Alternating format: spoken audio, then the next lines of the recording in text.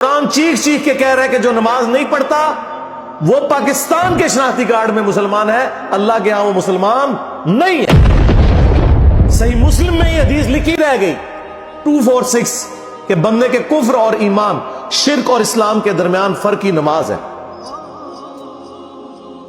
یہ حدیث مسلم میں ہی لکھی رہ گئی کہ ابن مسعود رضی اللہ تعالیٰ عنہ کہتے ہیں کہ جماعت کے ساتھ نماز پڑھنا یہ سنت خدا ہے، یہ تمہارے نبی کی وہ سنت ہے جو اللہ نے انہیں عطا کی، اگر اسے چھوڑ دو گے تو برباد ہو جاؤ گے۔ رسول اللہ کے زمانے میں اگر کوئی بیمار بھی ہوتا اور 2 بندوں کے سہارے مسجد میں آ کے نماز پڑھ سکتا تو اس کی کوشش ہوتی کہ میں مسجد میں جماعت سے نماز پڑھوں، کہیں مجھے منافق نہ شمار کر لیا جائے۔ جماعت چھوڑنے پر رسول اللہ کے زمانے میں سمجھا جاتا تھا صلی اللہ علیہ وآلہ وسلم کہ بندہ منافق ہے۔ صحابہ کرام کو، اہل بیت کو کب معلوم تھا کہ ایسی امت بھی آنے والی ہے جو آپ سے بڑا عشق رسول ہونے کا دعویٰ کرے گی اور نماز ایک نہیں پڑھے گی؟ تو وہ کہتے یار یہ تو بڑا آسان اسلام ہے۔ تو یہ حدیثیں تو مسلم شریف میں لکھی رہ گئی، پریکٹیکلی کس نے عمل کیا اس کے اوپر؟ یہ حدیث ترمذی میں لکھی رہ گئی کہ ہمارا اور منافقین کا عہد نماز کی بنیاد پہ ہے، جس نے نماز چھوڑی اس نے کفر کیا۔ یہ صحابہ کرام علیہ رضوان کا فتویٰ ترمذی میں ہی رہ گیا۔ عبداللہ بن شقیق تابعی کہتے ہیں کہ صحابہ کرام علیہ رضوان تارک الصلاح کے سوا کسی کی تکفیر نہیں کرتے تھے، صرف بے نمازی کو وہ کافر سمجھتے تھے، باقیوں کو وہ تمام غلطیوں کے باوجود مسلمان تصور کرتے تھے۔ اندازہ کریں، یہ ترمذی میں لکھا رہ گیا جناب۔ ہاں، ہم جب چیخ چیخ کے یہ باتیں بیان کرتے ہیں، لوگ کہتے ہیں یار یہ کس قسم کی باتیں کر رہے ہیں، یہ کہاں پہ لکھی ہوئی ہے؟ سرکار کتابوں میں لکھی ہوئی ہے۔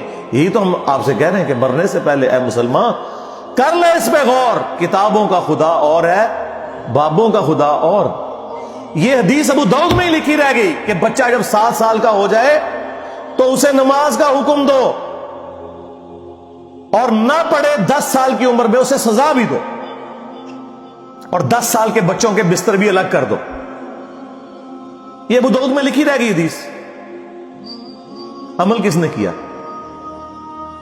یہ حدیث ابن ماجہ میں لکھی رہ گئی کہ نبی علیہ السلام نے فرمایا اے معاذ، اللہ کے ساتھ شرک نہ کرنا، خواہ تمہارے ٹکڑے ٹکڑے کر دیے جائیں، تمہیں قتل کر دیا جائے، سولی دے دیا جائے، یا آگ میں زندہ جلا دیا جائے، شرک نہ کرنا۔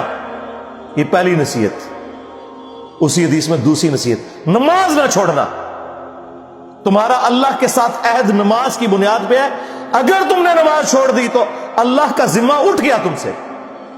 اور تیسری چیز فرمایا شراب نہ پینا، یہ تمام برائیوں کی جڑ ہے۔ تو یہ حدیثیں تو لکھی رہ گئی سرکار۔ یہ حدیث مسند احمد میں ہی لکھی رہ گئی کہ نبی علیہ السلام نے فرمایا کہ نماز قیامت کے دن نمازی کے لیے دلیل، نجات اور نور ہوگی، اور جو نماز نہیں پڑھتا قیامت کے دن نہ اس کے لیے کوئی دلیل ہوگی اللہ کے حضور بچنے کی، نہ نجات اور نہ کوئی روشنی، نور جو پولیس رات سے گزرنے کے لیے قرآن میں آیا نا، وہ نور۔ اور پھر نبی السلام نے فرمایا کہ بے نمازی کا حشر اسی حدیث میں آتا ہے، فرعون، قارون اور حامان اور امیہ ابن خلف کے ساتھ ہوگا۔ ہاں جی، کچھ بھی ہے تیرے محبوب کی امت سے ہے۔ محبوب تو پہلے ہی بتا گئے ہیں کہ بے نمازی تیرا حشر تو فرعون کے ساتھ ہونا ہے، تیرا حشر قارون کے ساتھ ہونا ہے، امیہ ابن خلف کے ساتھ ہونا ہے۔ اور یہ تو میں آپ کو صرف ایک بات کر رہا ہوں۔ اب اگر میں قرآن کی توحید بیان کرنا شروع کروں تو قرآن کے پہلے صفحے کا ٹیسٹ دنیا کے کروڑوں مسلمان پاس نہیں کر سکتے۔ ایاک نعبد و ایاک نستعین، یہ قرآن میں لکھا رہے گا۔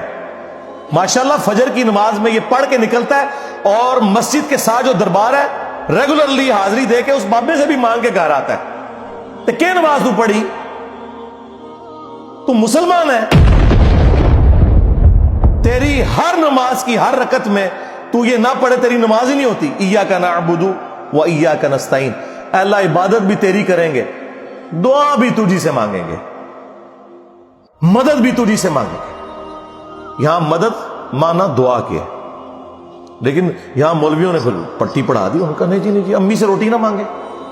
اندازہ کریں قرآن کا مذاق اڑا رہے ہیں، حالانکہ انہیں پتہ ہے کہ قرآن میں یہ آیت موجود ہے وَتَعَاوَنُوا عَلَى الْبِرِّ وَالتَّقْوَى وَلَا تَعَاوَنُوا عَلَى الْإِثْمِ وَالْعُدْوَانِ. نیکی اور پرہیزگاری کے کاموں میں ایک دوسرے کی مدد کرو اور برائی میں الگ رہو. قرآن نے بتایا ہے کہ اللہ نے دنیا کو اسباب کے ساتھ جوڑا ہوا ہے. یہاں ایاک نستعین میں دعا کے اعتبار سے بتایا جا رہا تھا کہ غیر اللہ سے نہیں کرنی، ظاہری اسباب کا تو قرآن میں حکم ہے. لیکن دیکھ لیں، اور پھر جس شان سے اللہ تعالیٰ نے سورۃ النمل میں ذکر کیا، حیران کن بات آپ کو بتاؤں، اہل تشیع کے ہاں صبح و شام کی دعاؤں میں، سنت اذکار میں سورۃ النمل کی آیت نمبر 62 پڑھی جاتی ہے. ترجمہ نہیں کبھی کسی نے پڑھا، اور ہمارے جن اسٹوڈنٹس نے پڑھا جو شیعہ مکتب سے تعلق رکھتے تھے، کیونکہ میں نے اس آیت کو اتنی دفعہ کوٹ کیا، انہوں نے کہا ہم تو یہ صبح شام پڑھتے ہیں. ترجمہ پڑھا تو انہوں نے کہا یار یہ آیت پڑھ کے بھی سب سے زیادہ شرک ہم کر رہے تھے، کیونکہ اس آیت کے اندر کیا لکھا ہے؟ اَمَّن يُجِيبُ الْمُضْطَرَّ إِذَا دَعَاهُ.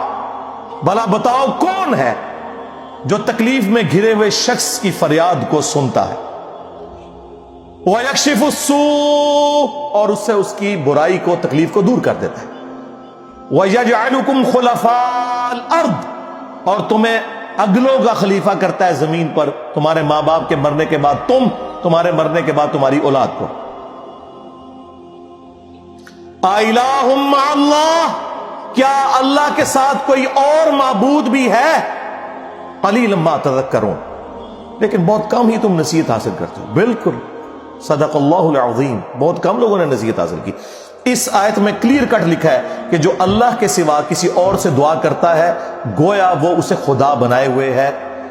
یا علی مدد کا مطلب سادہ نہیں ہے، اس کا مطلب ہے کہ آپ نے مولا علی کو اللہ کے مقابلے پر خدا تصور کر دیا. نہیں جی ہم تو انہیں اللہ کا بندہ مانتے ہیں.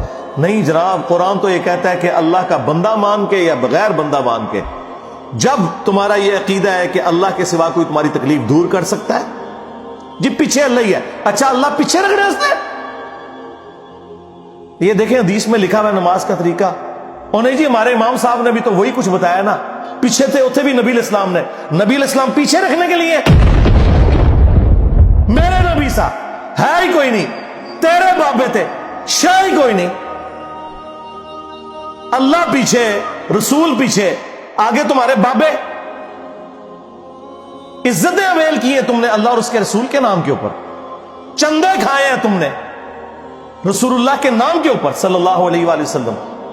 سواریاں سوار کی ہیں تم نے مکے اور مدینے کے نام کے اوپر، اور غداری کی ہے اپنے دین کے ساتھ. ممبروں پہ چڑھ کے کہتے ہو قرآن و حدیث ڈائریکٹ نہ پڑھنا، گمراہ ہو جاؤ گے. واہ، یہ کوئی یہودی یا نصرانی آ کے بات کرے ہم منہ توڑ دیں.